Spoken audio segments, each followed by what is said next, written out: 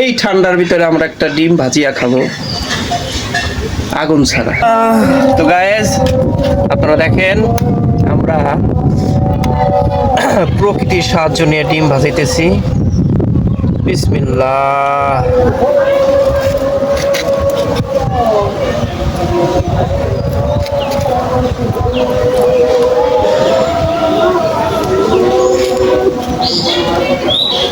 তিন মিনিট হয়ে গেছে।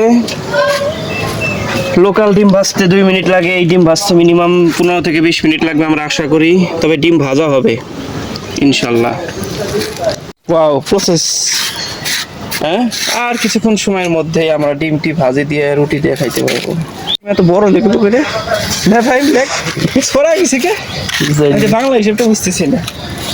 দেখ কত বড় হয়েছে পোস্ট।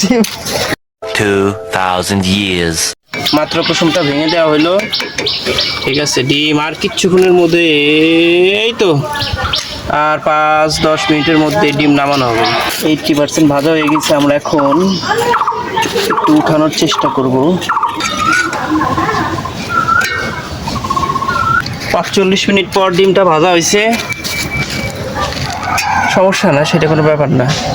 তো প্রকৃতি থেকে পাওয়া 45 মিনিট ধরে ডিম ভাজা।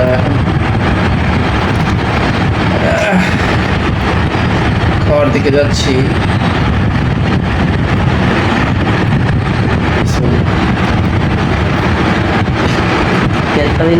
কেমন মনে হচ্ছে ছাগলের চামড়া দিয়ে নদী শুকাইয়ে দেওয়ার পর, ঠিক আছে, ভালতে যেরকম নরম হয় সেরকম লাগছে। ডিম খাচ্ছি না কি খাচ্ছি কিছু বুঝতেছি না। তো বাইরে আপনারাও খাই দেখেন।